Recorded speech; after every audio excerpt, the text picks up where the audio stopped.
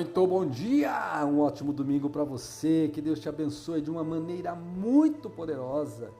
E eu quero te convidar agora a ler a Bíblia conosco. Hoje nós vamos continuar no livro de João, capítulos 4, 5 e 6. Capítulos 4, 5 e 6. Está uma bênção essa leitura poderosa, maravilhosa. E eu creio que Deus vai falar ao seu coração. Abra o seu coração agora, pois você vai ler a palavra de Deus. Ou vai ouvir, ou vai assistir, eu não sei como é que vai ser.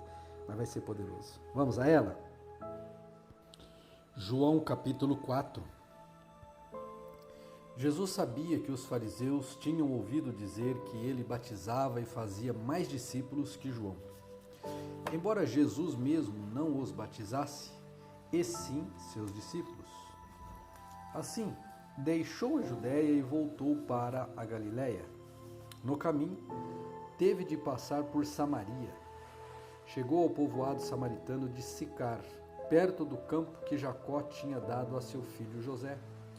O poço de Jacó ficava ali, e Jesus, cansado da longa caminhada, sentou-se junto ao poço por volta do meio-dia. Pouco depois, uma mulher samaritana veio tirar água, e Jesus lhe disse: "Por favor, dê-me um pouco de água para beber."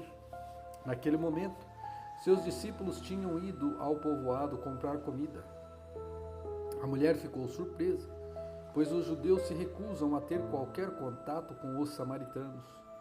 "Você é judeu? Eu sou uma mulher samaritana?" disse ela a Jesus. Como é que me pede água para beber?"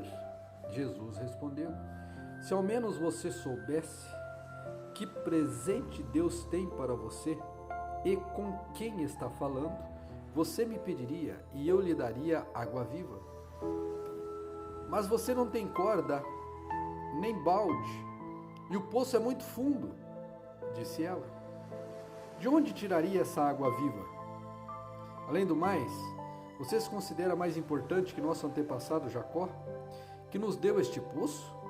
Como pode oferecer água melhor que esta que Jacó, seus filhos e seus animais bebiam?"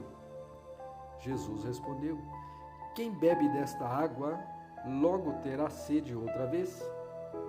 Mas quem bebe da água que eu dou nunca mais terá sede. Ela se torna uma fonte que brota dentro dele e lhe dá a vida eterna." "Por favor, Senhor, dê-me desta água," disse a mulher. "Assim eu nunca mais terei sede, nem precisarei vir aqui para tirar água." "Vá buscar seu marido," disse Jesus. "Não tenho marido," respondeu a mulher. Jesus disse: "É verdade, você não tem marido, pois teve 5 maridos e não é casada com o homem com quem vive agora. Certamente você disse a verdade. O Senhor deve ser profeta," disse a mulher. "Não, diga-me, por que os judeus insistem que Jerusalém é o único lugar de adoração, enquanto nós, os samaritanos, afirmamos que é aqui, no Monte Gerizim, onde nossos antepassados adoraram?"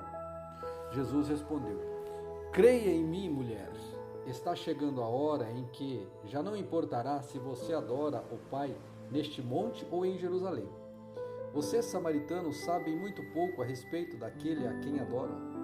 Nós adoramos com conhecimento, pois a salvação vem por meio dos judeus. Mas está chegando a hora, e de fato já chegou, em que os verdadeiros adoradores adorarão o Pai em espírito e em verdade. O Pai procura pessoas que o adorem deste modo. Pois Deus é espírito, e é necessário que seus adoradores o adorem em espírito e em verdade."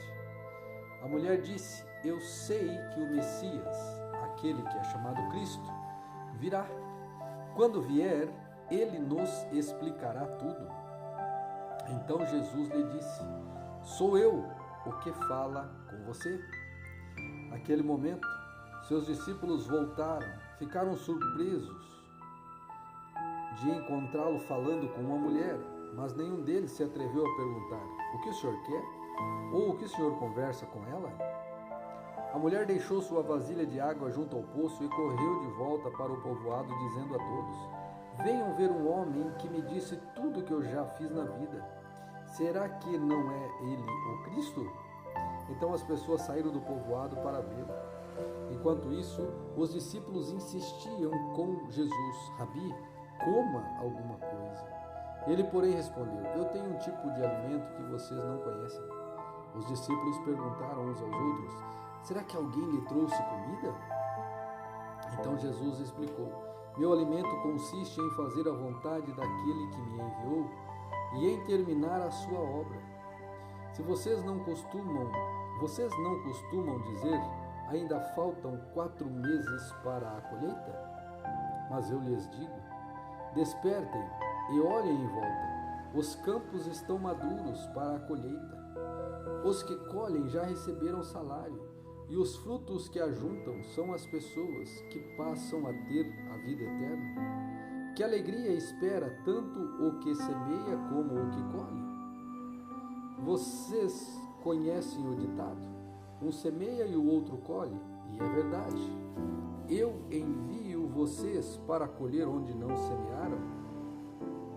Outros realizaram o trabalho, e agora vocês ajuntarão a colheita. Muitos samaritanos do povoado creram em Jesus por causa daquilo que a mulher relatou. Ele me disse tudo o que eu já fiz. Quando saíram para vê-lo, insistiram que ficasse no povoado. Jesus permaneceu ali 2 dias, e muitos outros ouviram sua palavra e creram.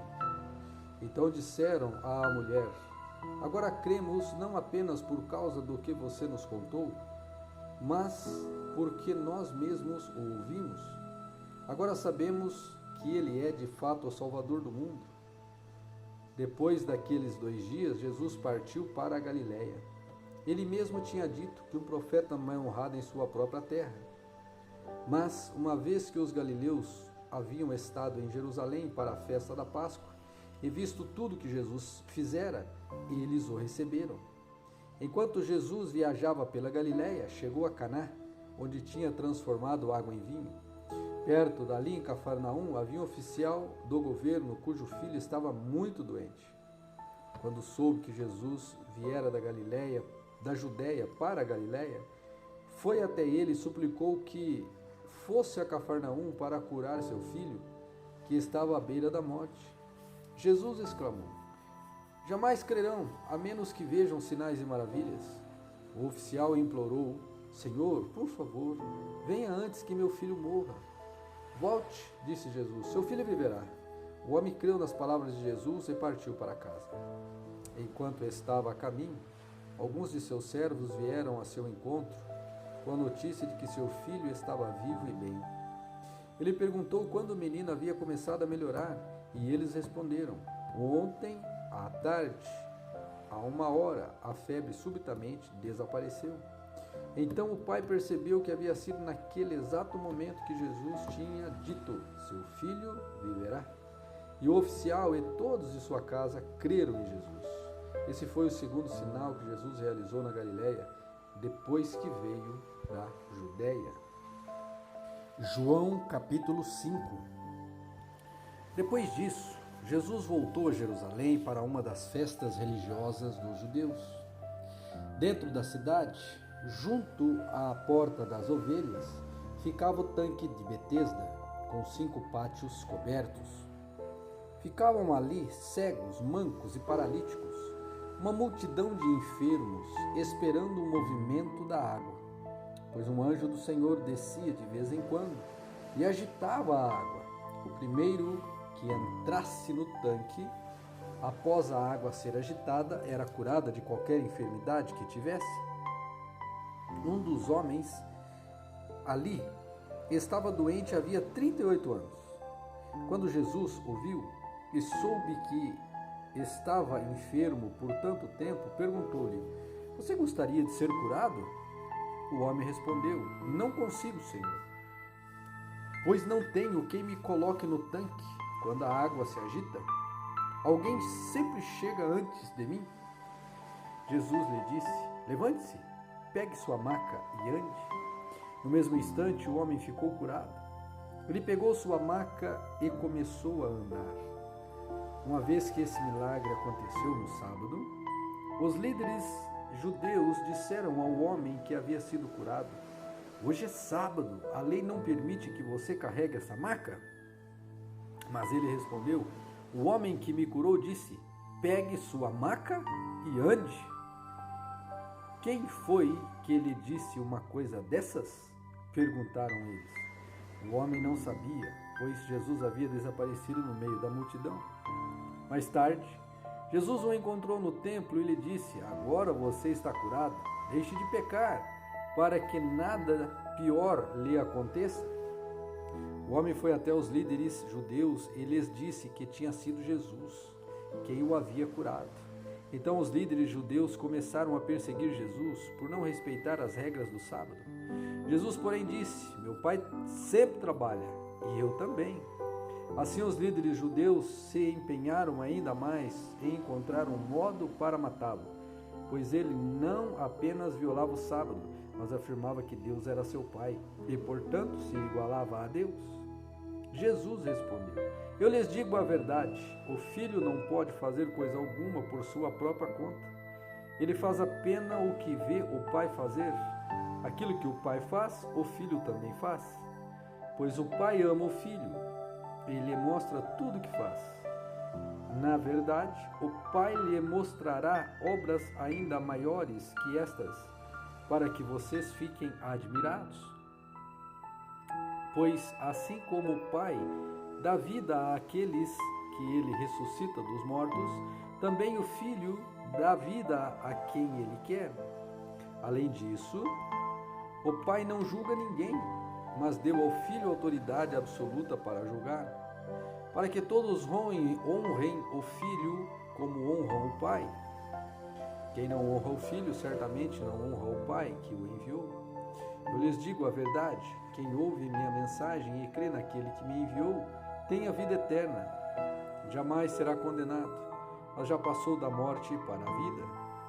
Eu lhes asseguro que está chegando a hora, e de fato já chegou, em que os mortos ouvirão minha voz, a voz do Filho de Deus, e aqueles que a ouvirem viverão. O Pai tem a vida em si mesmo, e concedeu a seu Filho igual poder de dar vida. Ele deu autoridade para julgar a todos, porque ele é o Filho do homem. Não fiquem então surpresos. Na verdade, vem o tempo em que todos os mortos ouvirão em seus túmulos a voz do Filho de Deus e ressuscitarão.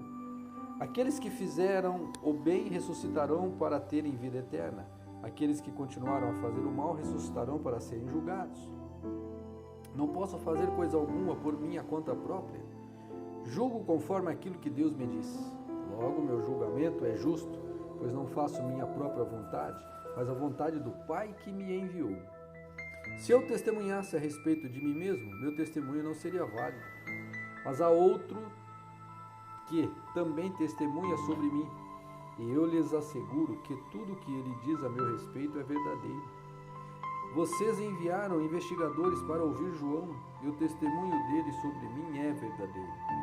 Claro que não tem necessidade alguma de testemunhas humanas, mas digo essas coisas para que vocês sejam salvos. João era como uma lâmpada que queimava e brilhava, e por algum tempo vocês se empolgaram com a mensagem dele. Mas eu tenho um testemunho maior que o de João, as obras que eu realizo. O Pai me deu essas obras para concluir, e elas provam que ele me enviou. Eu e o Pai que me enviou, e o Pai que me enviou testemunhou, ele próprio, a meu respeito. Vocês nunca ouviram a sua voz, nem ouviram pessoalmente. E ele não tem sua mensagem no coração, pois não creem em mim. Aquele foi enviado por ele. Eu vou ler de novo aqui que eu acho que eu me enrolei. Versículo 37. E o Pai que me enviou testemunhou, ele próprio, a meu respeito.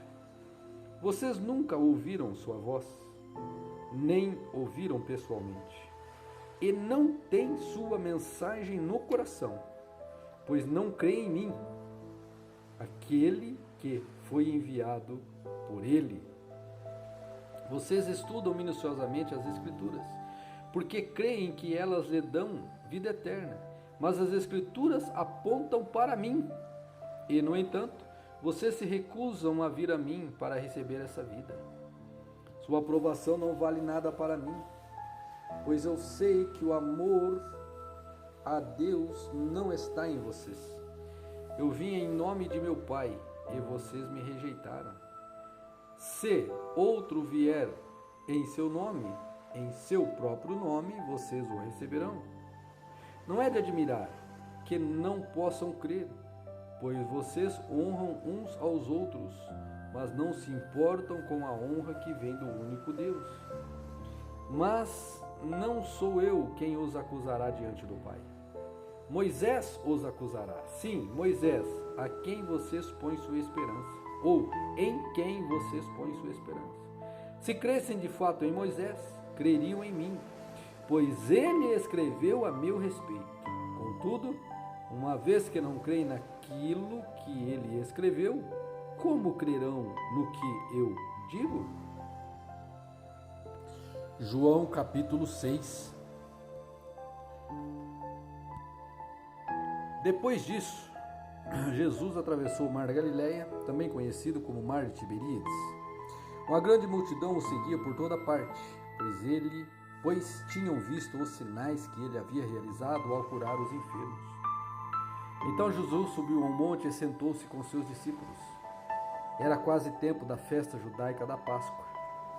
Jesus logo viu uma grande multidão que vinha a seu encontro. Voltando-se para Felipe, perguntou: onde podemos comprar pão para alimentar toda essa gente? Disse isso para pôr Felipe à prova, pois já sabia o que ia fazer. Felipe respondeu: mesmo que trabalhássemos vários meses, não teríamos dinheiro suficiente para dar alimento a todos. Então um de seus discípulos, André, irmão de Simão Pedro, falou: aqui está um rapaz com 5 pães de cevada e 2 peixes. Mas que adianta isso para tanta gente? Jesus respondeu: digam ao povo que sente-se. Todos se sentaram na grama que cobria o monte. Só os homens eram cerca de 5.000. Então Jesus tomou os pães, agradeceu a Deus e os repartiu entre o povo. Em seguida fez o mesmo com os peixes, e todos comeram à vontade. Depois que todos estavam satisfeitos, Jesus disse a seus discípulos: agora juntem os pedaços que sobraram, para que nada se desperdice. Eles juntaram o que restou e encheram 12 cestos com as sobras. Quando o povo viu Jesus fazer esse sinal, exclamou: sem dúvida, ele é o profeta que havia de vir ao mundo. Jesus sabia que pretendiam obrigá-lo a ser rei deles, de modo que se retirou sozinho para o monte. Ao entardecer, os discípulos de Jesus desceram à praia, entraram no barco e atravessaram o mar em direção a Cafarnaum. Quando escureceu, porém, Jesus ainda não tinha vindo se encontrar com eles. Logo, um vento forte veio sobre eles e o mar ficou muito agitado. Depois de remarem 5 ou 6 quilômetros, de repente viram Jesus caminhando sobre o mar em direção ao barco. Ficaram aterrorizados, mas ele lhes disse: sou eu, não tenham medo. Eles o receberam no barco e, logo em seguida, chegaram a seu destino. No dia seguinte, a multidão que tinha ficado do outro lado do mar viu que os discípulos haviam pegado o único barco dali e que Jesus não fora com eles. Alguns barcos de Tiberíades se aproximaram do lugar onde o povo tinha comido os pães depois que o Senhor os abençoou. Quando a multidão viu que nem Jesus, nem seus discípulos estavam ali, todos entraram nos barcos e atravessaram para Cafarnaum, a fim de procurá-lo. Encontraram-no do outro lado do mar e lhe perguntaram: Rabi, quando o Senhor chegou aqui? Jesus respondeu: eu lhes digo a verdade, vocês querem estar comigo não porque entenderam os sinais, mas porque lhes dei alimento. Não se preocupe tanto com as coisas que se estragam, com a comida, mas usem suas energias buscando o alimento que permanece para a vida eterna, o qual o Filho do Homem pode lhes dar. Pois Deus, o Pai, colocou em mim seu selo de aprovação. Nós também queremos realizar as obras de Deus, disseram eles. O que devemos fazer? Jesus lhes disse: esta é a única obra que Deus quer de vocês. Creiam que Ele me enviou. Eles responderam: se deseja que creiamos no Senhor, mostre-nos um sinal. O que o Senhor pode fazer? Afinal, nossos antepassados comeram maná no deserto.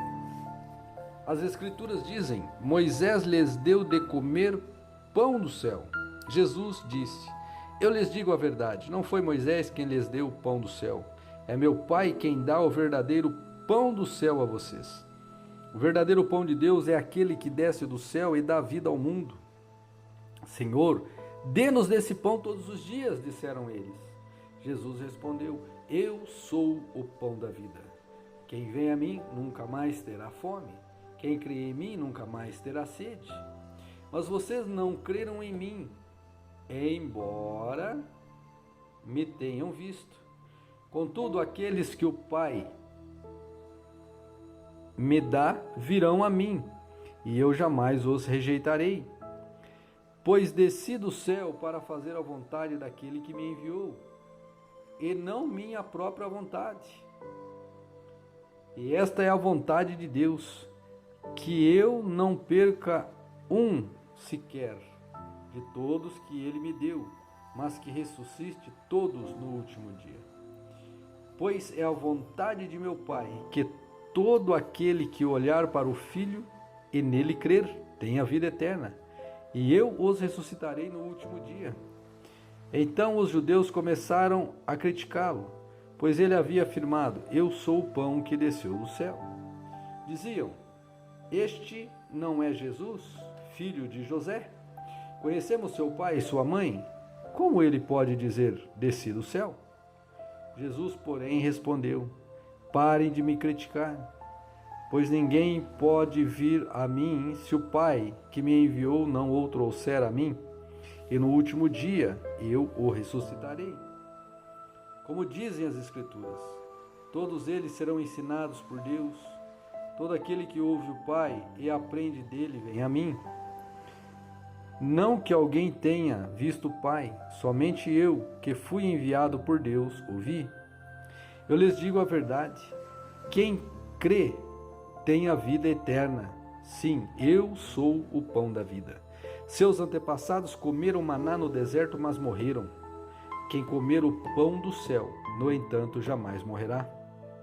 Eu sou o pão vivo que desceu do céu. Quem comer desse pão viverá para sempre. E este pão que eu lhe oferecerei, para que o mundo viva, é a minha carne. Então os judeus começaram a discutir entre si a respeito do que ele queria dizer. Como pode esse homem nos dar sua carne para comer? Perguntaram. Então Jesus lhes disse novamente: eu lhes digo a verdade, se vocês não comerem a carne do Filho do Homem e não beberem o seu sangue, não terão vida eterna em si mesmos. Mas quem come a minha carne e bebe meu sangue terá vida eterna, e eu o ressuscitarei no último dia. Pois minha carne é a verdadeira comida, e meu sangue é a verdadeira bebida. Quem come minha carne e bebe meu sangue permanece em mim, e eu nele. Eu vivo por causa do Pai, que vive e me enviou. Da mesma forma, quem se alimenta de mim viverá por minha causa. Eu sou o verdadeiro pão que desceu do céu. Seus antepassados comeram maná e morreram. Quem comer este pão não morrerá, mas viverá para sempre. Ele disse essas coisas quando ensinava na sinagoga de Cafarnaum. Muitos de seus discípulos disseram: sua mensagem é dura. Quem é capaz de aceitá-la? Jesus, sabendo que seus discípulos reclamavam, disse: isso os ofende? Então, o que pensarão se virem o Filho do Homem subir ao céu onde estava antes? Somente o Espírito dá vida. A natureza humana não realiza coisa alguma, e as palavras que eu lhes disse são espírito e vida. Mas alguns de vocês não creem em mim, pois Jesus sabia, desde o princípio, que não acreditava nele. Quem não acreditava nele e quem iria traí-lo. E acrescentou: por isso eu disse que ninguém pode vir a mim, a menos que o Pai o dê a mim. Nesse momento, muitos de seus discípulos se afastaram dele e o abandonaram. Então Jesus se voltou para os 12 e perguntou: vocês também não vão embora? Simão Pedro respondeu: Senhor, para quem iremos? O Senhor tem as palavras da vida eterna. Nós cremos e sabemos que o Senhor é o Santo de Deus.